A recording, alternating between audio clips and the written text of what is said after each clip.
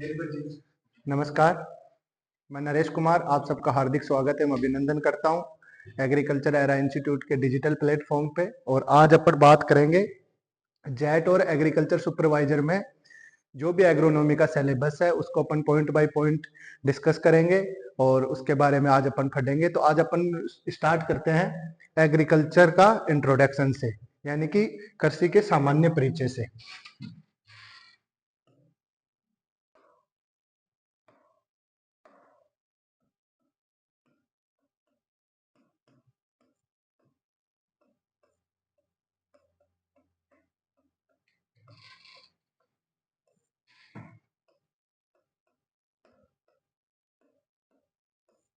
अगर इसको अपन इंग्लिश में बोल रहे हैं तो इंट्रोडक्शन ऑफ एग्रीकल्चर।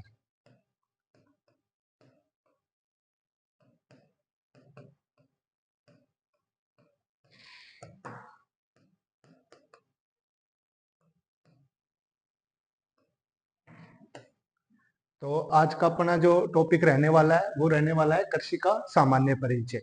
तो अपन बात करें कि भाई कृषि का उद्भव कैसे हुआ, तो कृषि को पढ़ने से पहले अपन पढ़ेंगे कि मतलब कृषि का सर्वप्रथम उद्भव कहाँ से हुआ, कैसे हुआ। तो कृषि को अगर अपन स्टार्ट करते हैं तो अपन देखते हैं कि सर्वप्रथम जो कृषि कहाँ से हुई, पहले मानव का जन्म हुआ होगा। तो अपन स्टार्ट कर रहे हैं। तो जो आदि मानव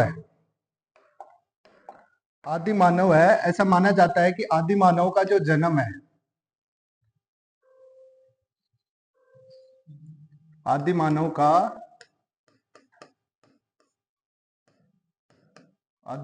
का जो उद्भव है वो कब माना जा रहा है, 15 लाख वर्ष पूर्व है। कब माना जा रहा है, 15 लाख वर्ष पूर्व है। और जो ये आदि मानव था ये क्या था, एक बंदर का विकसित रूप था। क्या था, बंदर का विकसित रूप था।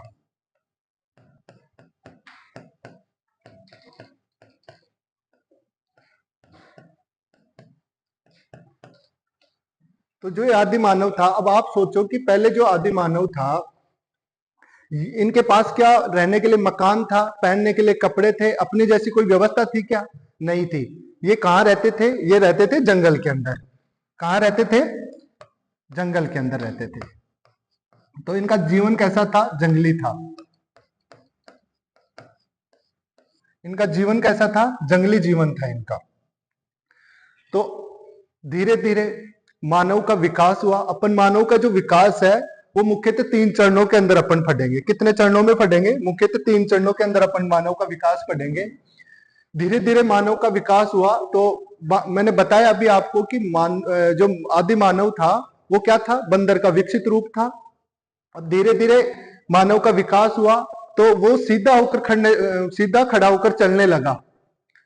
क्या हुआ, सीधा खड़ा होकर चलने लगा।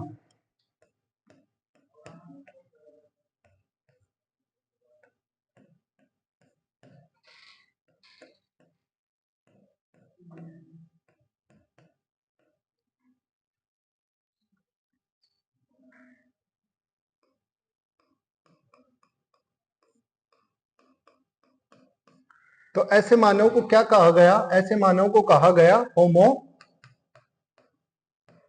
इरेक्टस। ऐसे मानव को क्या कहते हैं, होमो इरेक्टस। अब आपको दिख रहा होगा कि होमो इरेक्टस है, इसमें 2 शब्द है। तो कौन कौन से 2 शब्द हैं, पहला शब्द हो गया होमो, दूसरा शब्द हो गया इरेक्टस। होमो का मतलब होता है लगातार,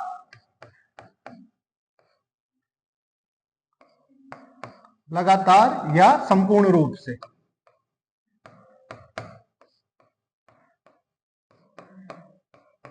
और जो इरेक्टस में है इसका मतलब जो होता है वो होता है सीधा।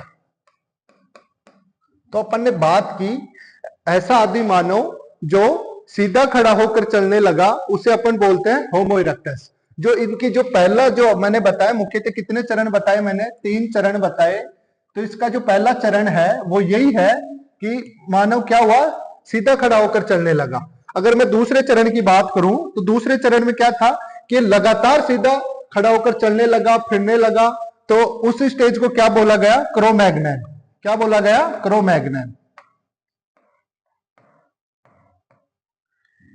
इसके अंदर क्या था? मानव लगातार सीधा खड़ा होकर चलने फिरने लगा।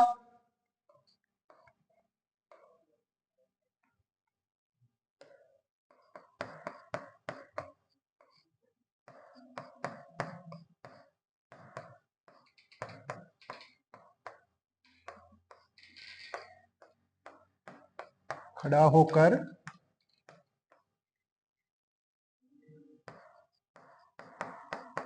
चलने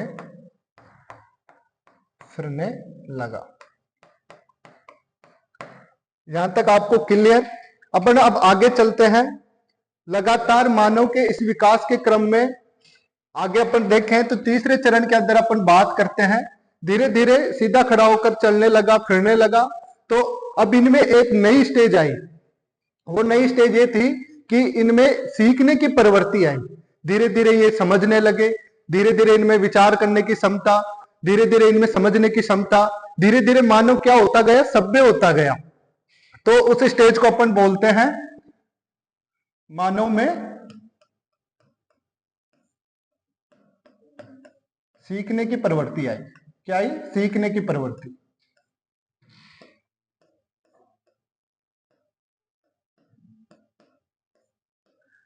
मानव में क्या आई? सीखने की प्रवृत्ति आई। ऐसे मानव को हम कहें होमो सेपियंस। क्या कहा हमने? होमो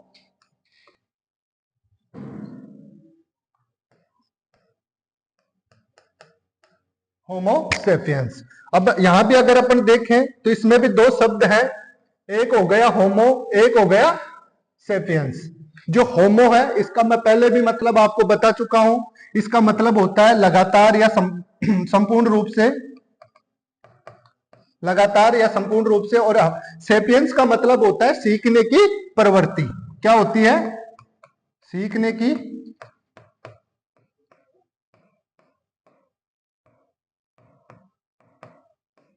क्या होती है? सीखने की प्रवृत्ति। तो मानव के इस जो जीवन का जो ये था, इसमें क्या था? मानव में सीखने की प्रवृत्ति आई। ऐसे मानव को हम कहने लगे होमो सेपियंस। और इनमें क्या था? लगातार सीखने की प्रवृत्ति थी। अब अपन बात करें धीरे धीरे मानव, मैंने बताया कि जो आदि मानव था वो जंगलों में रह रहा था। और अपने जो आदि मानव था वो जंगलों में रहकर क्या खा रहा था, क्या पी रहा था? तो उनके पास अपनी तरह अनाज नहीं था उस टाइम। उस टाइम उनके पास कोई ऐसे कोई संसाधन नहीं थे कि वो जीवन यापन कर सके। तो ये क्या करते थे? ये फल फूल, कंदमूल और क्या खाते थे? ये मांस खाते थे, कच्चा मांस खा जाते थे। तो इनके जो खाने की चीजें थी वो जंगल में क्या मिलता है? फल फूल हो गए, कंदमूल हो गए, कच्चा मांस हो गया, और जो पेड़ पौधे थे उनकी पत्तियां। अब धीरे धीरे इनमें सीखने की प्रवृत्ति आई। तो आदि मानव क्या? झुंड में रहने लगा। अब झुंड में रहने लगा तो ये क्या करते थे? आदि मानव ने, आगे चलते अपन, झुंड में रहने लगे तो इनमें ये जो जंगली जानवर थे उनका शिकार करते थे। अगर भाई सीधी सी बात है, जो जंगल में अगर रह रहे हो तो जंगल में या तो जंगली जानवर थे या आदि मानव थे। या तो आदि मानव उनको मारकर खा ले या फिर जंगली जानवर इनको मारकर खा ले। तो अब ये क्या करते थे? शिकार करते थे। अब इन्होंने जो पहला जो इनका एनिमल था, जो पहला जो इन्होंने जंगली जानवर था उनको, जिसको इन्होंने पालतू बनाया, जिसको इन्होंने पाला, वो था कुत्ता। क्या था? कुत्ता। अब इन्होंने कुत्ता को ही क्यों पाला? भाई ये भी बात है, जो कुत्ता होता है, जो इनके जो सेंसरी ऑर्गन होते हैं वो बहुत फास्ट होते हैं। देखा होगा कुत्ता नींद से जल्दी उठ जाता है। अगर उसे कोई खतरे का आभास भी हो जाता है तो वो नींद में उठ जाता है। क्यों क्यों उठ जाता है? क्योंकि जो इसके जो सेंसरी ऑर्गन है वो बहुत फास्ट होते हैं। तो ये आदि मानव, सबसे पहले आदि मानव ने कौन से जंगली जानवर को अपना पालतू बनाया था? तो वो है कुत्ता। अब कुत्ता को क्यों बनाया ये मैंने बताया आपको। कुत्ता का वो प्रयोग करते थे, एक तो करते थे अपने जीवन की सुरक्षा के अंदर। किसमें करते थे? जीवन की सुरक्षा के अंदर इसका प्रयोग करते थे। और एक करते थे ये शिकार के अंदर।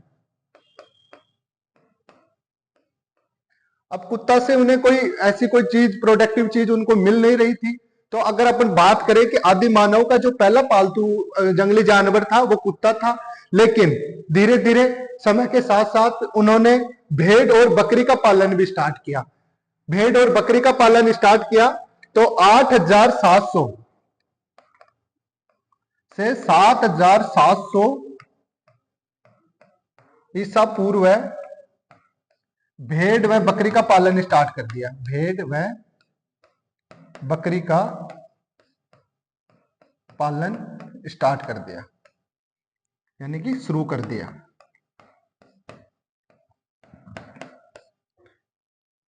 एक बात और,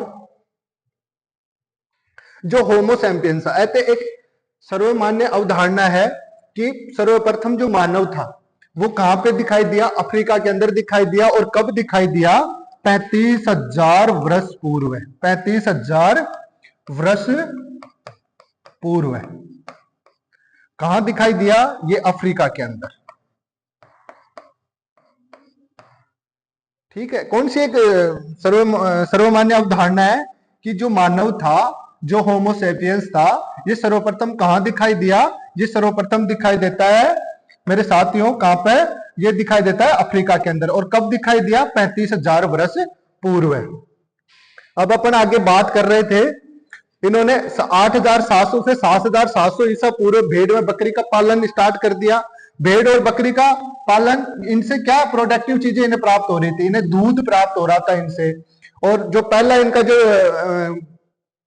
जंगली जो पालतू पशु था या जानवर था वो कौन था? कुत्ता था। क्या था? कुत्ता था। अब धीरे धीरे समय गुजरता गया तो इन्हें धीरे धीरे समय गुजरता गया, मानव झुंड बनाकर रहने लगा तो इनकी जनसंख्या बढ़ी। जनसंख्या बढ़ी तो इन फसल उत्पादन पे इनको ध्यान गया तो 7,500 ईसा पूर्व है। 7,500 ईसा पूर्व है, क्या किया इन्होंने? खेती करना स्टार्ट किया। क्या किया? खेती करना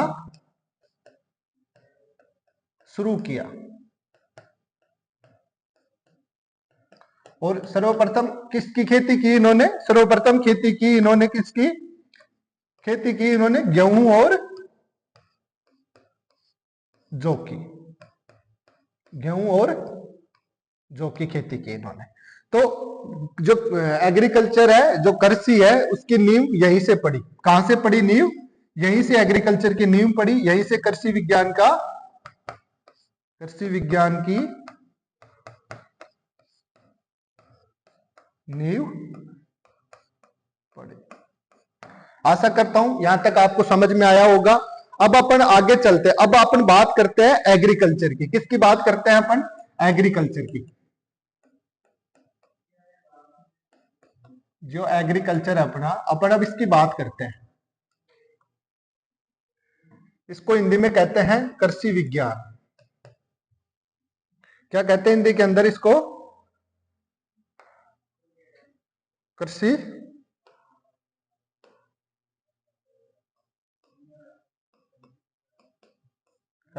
विज्ञान। क्या कहते हैं? कृषि विज्ञान। अब अपन बात करें कि अब एग्रीकल्चर की अपन यहां बात करेंगे कि ये कौन सी भाषा से लिया गया है, कौन से शब्दों से मिलकर बना है, इसका शाब्दिक परिभाषा क्या है, इसकी अगर अपन साइंटिफिक परिभाषा की बात करें, अगर इसकी अपन वैज्ञानिक परिभाषा की बात करें तो क्या है, तो अपन बात करते हैं आगे। एक इससे पहले मैं एक आपको चीज बताता हूं, इंपॉर्टेंट चीज है, आप नोट करिएगा। जिन भी शब्दों के पीछे कल्चर शब्द लगा होता है वो क्या होते हैं? लैटिन भाषा के शब्द होते हैं। कौन सी भाषा के शब्द होते हैं? लैटिन भाषा के शब्द होते हैं। और दूसरी जो मैं बात बता रहा हूं आपको वो है, जिन भी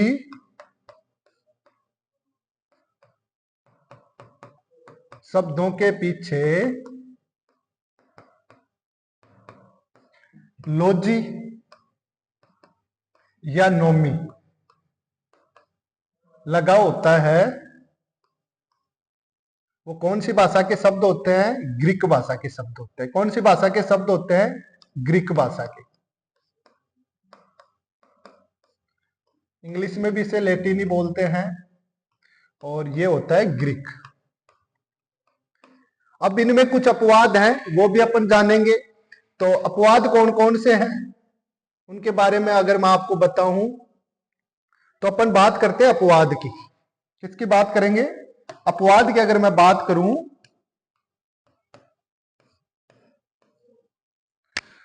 अपन कल्चर की बात करते हैं। मैंने बोला जिन भी शब्दों के पीछे कल्चर शब्द लगा होता है वो कौन सी भाषा के शब्द होते हैं? वो होते हैं मेरे साथियों लैटिन भाषा के शब्द।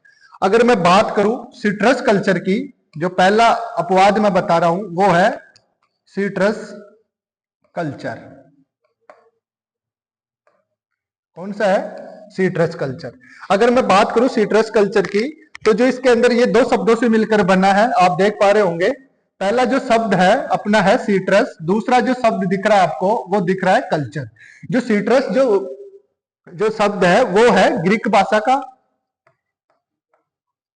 कौन सी भाषा का है? ग्रीक भाषा का। और जो कल्चर शब्द है वो है लैटिन भाषा का।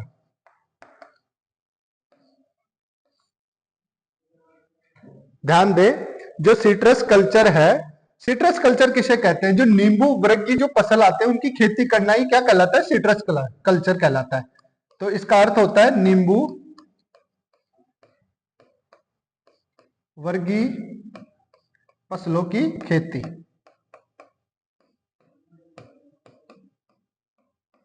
नींबू वर्गीय फसलों की खेती क्या कहलाता है? सिट्रस कल्चर कहलाता है। सिट्रस कल्चर है वो दो शब्दों से मिलकर बना है, ग्रीक और लैटिन। यहां तक क्लियर? अगर मैं बात करूं दूसरे अपवाद की, तो जो अपना दूसरा अपवाद है वो क्या है? Lack culture.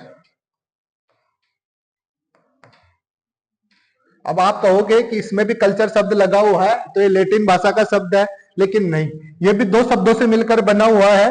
पहला जो शब्द दिख रहा है आपको वो कल्चर है, वो लैक है, और दूसरा जो शब्द है वो है कल्चर। इसमें जो लैक शब्द दिख रहा है वो कहां से लिया गया है? ये लिया गया अपना संस्कृत से। कहां से? कहां से लिया गया है? संस्कृत से। और जो कल्चर है वो लिया गया आपके लैटिन से। तो मैं बात करूं सिट्रस कल्चर, दो शब्दों से मिलकर बना हुआ है सिट्रस कल्चर, जिसका सिट्रस है ग्रीक का और कल्चर है लैटिन का। इसका मतलब ये ग्रीक और लैटिन दोनों भाषाओं से मिलकर बना है। अगर मैं लेक कल्चर की बात करूं तो ये संस्कृत और लैटिन ये भी दो भाषाओं से मिलकर बना है। ऐसे ही अगर मैं बात करूं सोइल की, किसकी बात करूं? अपना तीसरा जो अपवाद है वो है सोइल।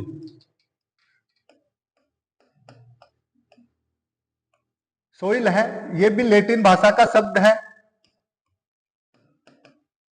और लैटिन भाषा के कौन से शब्द से लिया गया है? सोलम से लिया गया है, जिसका मतलब होता है फ्लोर। और फ्लोर का मतलब मिट्टी की ऊपरी सतह। मिट्टी की ऊपरी सतह। ये कुछ अपवाद थे जो आपने देखे यहां। पहला सिट्रस कल्चर, दूसरा लेक कल्चर, और तीसरा सोइल। अगर मैं बात करूं, ऐसे ही मैंने बोला जिन शब्दों के पीछे लोजिया नोमी लगा होता है वो ग्रीक भाषा के शब्द होते हैं। कौन सी भाषा के शब्द होते हैं? ग्रीक भाषा के शब्द होते हैं। लेकिन यहां भी कुछ अपवाद है। जैसे मैं बात करूं अपवाद कौन कौन से हैं, मैं बात करता हूं। जो यहां का पहला अपवाद है वो पोमोलॉजी। अब आप कहोगे कि इसमें भी लॉजी लगा हुआ है तो यह क्या ग्रीक भाषा का शब्द है? लेकिन नहीं, ये भी, इसमें आपको दो शब्द दिख रहे होंगे। एक तो है, एक शब्द दिख रहा होगा आपको पोमो, और दूसरा शब्द दिख रहा होगा लॉजी। जो पोमो शब्द है वो लैटिन भाषा के पोमम से लिया गया है, जिसका मतलब होता है, पोमम से लिया गया है। ये कौन सी भाषा का शब्द है? ये भाषा का है लैटिन का। कौन सी भाषा का शब्द है? लैटिन भाषा का शब्द है। और पोमम का मतलब होता है फल। क्या होता है? फल होता है। और जो यहां दिख रहा है आपको लॉजी, ये ग्रीक भाषा से लिया गया है। कौन सी भाषा से लिया गया है? ग्रीक भाषा से लिया गया है, जिसका मतलब होता है स्टडी करना। ग्रीक भाषा के कौन से? लोगस से। और लोगस का जो मतलब होता है वो होता है टू स्टडी या स्टडी करना। तो एक तो ये अपवाद हो गया। अगर अपन आगे चले, मैं बात करूं एग्रीकल्चर की, तो अभी मैंने बताया जो जिन शब्दों के पीछे कल्चर लगा होता है वो कौन सी भाषा के शब्द होते हैं भाई? वो शब्द होते हैं लैटिन भाषा के शब्द। तो एग्रीकल्चर भी अपना कौन सी लैंग्वेज से आया? लैटिन लैंग्वेज से आया। ये दो शब्दों से मिलकर बना है। पहला शब्द है एजर या एग्री और दूसरा शब्द है कल्चरा। एजर या एग्री का मतलब होता है सोइल, और इसको अपन हिंदी में कहते हैं मृदा। और जो कल्चरा है इसका मतलब होता है कल्टीवेशन, और इसका मतलब वो हिंदी में होता है खेती करना। खेती करना, यहां तक क्लियर? अगर मैं सीधी सीधी बात करूं कि सॉइल क्या होती है, तो सॉइल होती है कल्टीवेशन ऑफ, मतलब मैं सीधी सीधी बात करूं एग्रीकल्चर क्या होता है, तो एग्रीकल्चर होता है कल्टीवेशन ऑफ सॉइल। मैं यहां लिख सकता हूं cultivation of soil is called agriculture. क्या होता है? एग्रीकल्चर। सीधी सी इसका जो शाब्दिक अर्थ है कि मिट्टी के अंदर फसलों को उगाना, ये क्या कहलाता है? खेती कहलाता है। मिट्टी के अंदर फसलों को उगाना क्या कहलाता है? एग्रीकल्चर कहलाता है। मतलब मिट्टी के अंदर अगर अपन फसल उगा रहे हैं तो उसे अपन क्या कहेंगे? एग्रीकल्चर कहेंगे। अब इसमें आपको दिख रहा होगा, मैं एक बात और बताता हूं। अगर आपसे पूछा जाए कि कृषि, सिर्फ कृषि के लिए पूछा जाए तो कृषि कौन सी भाषा का शब्द है, तो आपको साथियों बताना है यह है संस्कृत भाषा का शब्द है। कौन सी भाषा का शब्द है? संस्कृत भाषा का शब्द है। जो कौन सी धातु से जो संस्कृत भाषा का शब्द है कृष धातु से लिया गया है, और जिसका मतलब होता है जोतना। क्या होता है? जोतना। अगर आपसे पूछा जाए कि कृषि किस भाषा का शब्द है, तो आपको बताना है कृषि किस भाषा का शब्द है? कृषि है संस्कृत भाषा का शब्द है। कौन किससे लिया गया है? कृष धातु से लिया गया, और जिसका मतलब होता है जोतना। अगर आपसे पूछा जाए एग्रीकल्चर किस भाषा का शब्द है, तो आपको बताना है लैटिन भाषा का शब्द है। दो शब्दों से मिलकर बना है, एजर या एग्री, दूसरा होता है कल्चरा। और एजर या एग्री का मतलब होता है सॉइल, सॉइल को हिंदी में अपन कहते हैं मृदा, और कल्चरा है इसका मतलब होता है कल्टीवेशन, और कल्टीवेशन को अपन हिंदी में कहते हैं खेती करना। यहां तक क्लियर? और अगर अपन इसकी परिभाषा की बात करें, शाब्दिक परिभाषा क्या है? शब्दों से अपने को क्या मिल रहा है? शब्दों से मिल रहा है अपने को कल्टीवेशन ऑफ सॉइल, यानी कि मिट्टी के अंदर फसलों को उगाना ही क्या है? एग्रीकल्चर। अपना क्या है? एग्रीकल्चर है। अब अपन इसकी परिभाषा की बात करें तो इसकी परिभाषा क्या हो जाएगी? अपन इसकी अगर वैज्ञानिक ढंग से परिभाषा देखें तो आपने सुना होगा कि कृषि क्या है? कृषि एक कला भी है, विज्ञान भी है, और एक व्यवसाय भी है। तो कृषि एक कला, विज्ञान एवं व्यवसाय।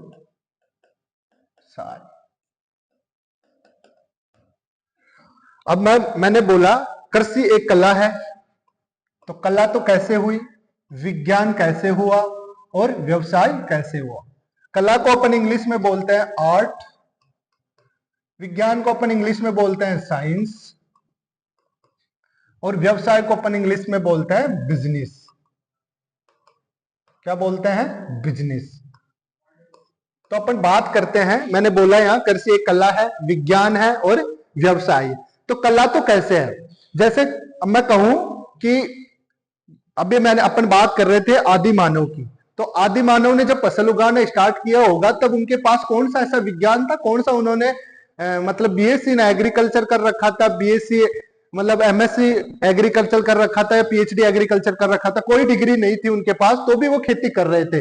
वो किसके आधार पर खेती कर रहे थे, या वो सीख रहे थे, वो पीढ़ी दर पीढ़ी सीख रहे थे। उनके पास एक कला थी, वो कला कौन सी कला, उनके पास दोनों कलाएं हो सकती है, या तो मेंटल स्किल हो या कोई फिजिकल स्किल हो, मेंटल स्किल हो या फिजिकल स्किल हो। तो कला तो वो हो गई। साइंस की अगर अपन बात करें, जो आज अपन है, आज आप एग्रीकल्चर के अंदर 12th कर रहे हो, उसके बाद आप हायर एजुकेशन के लिए बीएससी एग्रीकल्चर करोगे, फिर उसके आगे जाओगे तो आप एमएससी एग्रीकल्चर करोगे, फिर आपको और भी हायर स्टडी करनी है एग्रीकल्चर के अंदर, तो आप मतलब पीएचडी एग्रीकल्चर करोगे। तो विज्ञान भी है। अगर मैं व्यवसाय की बात करूं, तो आज अपन देखें व्यवसाय में कैसे कह रहा हूं एग्रीकल्चर को, कि अगर अपन बात करें जीडीपी की, तो जो भारत की जो जीडीपी है उसके अंदर 17 से 18% कृषि का योगदान है। कितना परसेंट है कृषि का योगदान? 17 से 18% है। किसके अंदर? भारत की जो जीडीपी है उसके अंदर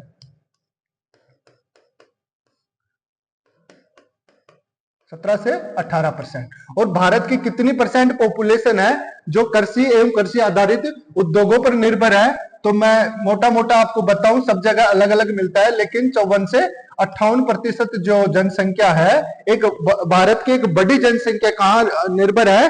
कृषि एवं कृषि से संबंधित उद्योगों पर निर्भर है। तो अपन कह सकते हैं कि एग्रीकल्चर एक व्यवसाय भी है।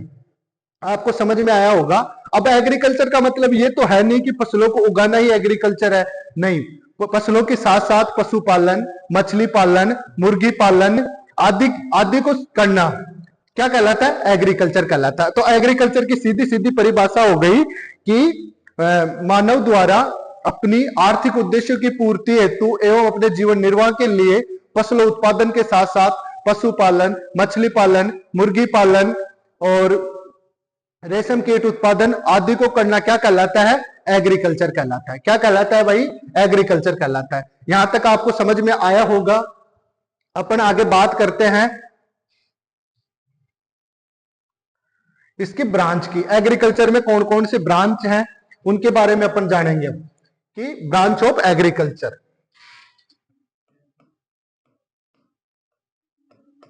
ब्रांच ऑफ एग्रीकल्चर यानी कि कृषि की प्रमुख शाखाएं। हिंदी में क्या कहेंगे इनको? इसको हिंदी में कहेंगे कृषि की प्रमुख शाखाएं। क्या क्या बोलेंगे हिंदी में? कृषि की प्रमुख शाखाएं। अगर मैं बात करूं तो एग्रीकल्चर क्या है? एग्रीकल्चर एक ब्रॉड टर्म है जिसके अंदर अपन सभी जो भी फसल उत्पादन के साथ साथ अपन कर रहे हैं, पशुपालन कर रहे हैं, मुर्गी पालन कर रहे हैं, मछली पालन कर रहे हैं, रेशम कीट उत्पादन कर रहे हैं, लाख के कीट का अपन उत्पादन कर रहे हैं, लाख कल्चर कर रहे हैं, और भी इसके जो अलाइड सेक्टर है उन सभी को अगर अपन मिला दिया जाए तो एक बड़ा टर्म बनता है, वो है एग्रीकल्चर। अपना अब बात कर रहे हैं कृषि की प्रमुख शाखाओं की, कि एग्रीकल्चर की कौन कौन सी शाखा है, उनके अंदर अपन किस किस का अध्ययन करेंगे। तो अपन बात करते हैं, पहला अगर मैं बात करूं तो पहला अपना है एग्रोनॉमी। क्या है? एग्रोनॉमी। इसको हिंदी में बोलते हैं सस्य विज्ञान। क्या बोलते हैं? सस्य विज्ञान। क्या बोलते हैं? सस्य विज्ञान। अगर मैं दूसरी बात करूं तो हॉर्टिकल्चर। क्या है? हॉर्टिकल्चर। इसको हिंदी में बोलते हैं उद्यानिकी। क्या बोलते हैं? उद्यानिकी। ठीक है। अगर मैं तीसरी बात करूं तो तीसरे नंबर पे आता है एनिमल हस्बेंड्री। क्या आता है? Animal husbandry. इसको हिंदी में बोलते हैं पशुपालन एवं पशुधन उत्पादन। क्या बोलते हैं? पशुपालन एवं पशुधन उत्पादन। क्या बोलते हैं? पशुपालन एवं पशुधन उत्पादन। अगर मैं 4 नंबर की बात करूं तो इसके अंदर आ जाता है मशरूम प्रोडक्शन। क्या आ जाता है? Mushroom production. क्या आ जाता है? Mushroom production. अगर मैं इसको हिंदी में बोलूं तो मशरूम उत्पादन।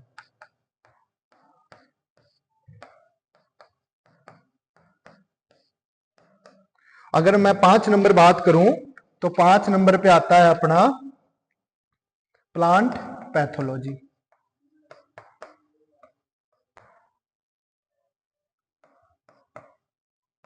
इसको हिंदी में बोलते हैं पादप रोग विज्ञान। क्या बोलते हैं प्लांट पैथोलॉजी को? पादप रोग विज्ञान। अगर मैं बात करूं अपने 6 नंबर की तो 6 नंबर पे आता है एंटोमोलॉजी। क्या आता है? एंटोमोलॉजी। क्या आता है? एंटोमोलॉजी। अगर इसको मैं हिंदी में बोलूं तो ये होता है कीट विज्ञान। क्या होता है? कीट विज्ञान। अगर मैं बात करूं 7 नंबर पे तो 7 नंबर पे आता है अपना सोइल साइंस। क्या आता है रे? Soil science. किनकी बात कर रहे हैं अपन? ये अपन बात कर रहे हैं कृषि विज्ञान की मुख्य शाखाओं की। तो अपन 7 नंबर की अगर शाखा की बात करें तो यह है सोइल साइंस। इसको बोलते हैं अपन हिंदी में मृदा विज्ञान। क्या बोलते हैं? मृदा विज्ञान। अगर मैं 8 नंबर बात करूं तो 8 नंबर पे अगर है तो 8 नंबर पे मैं कहूं एक्सटेंशन एजुकेशन। क्या? Extension education. अगर मैं एक्सटेंशन एजुकेशन की बात करूं तो इसको हिंदी में बोलते हैं प्रसार शिक्षा। क्या बोलते हैं रे? प्रसार शिक्षा।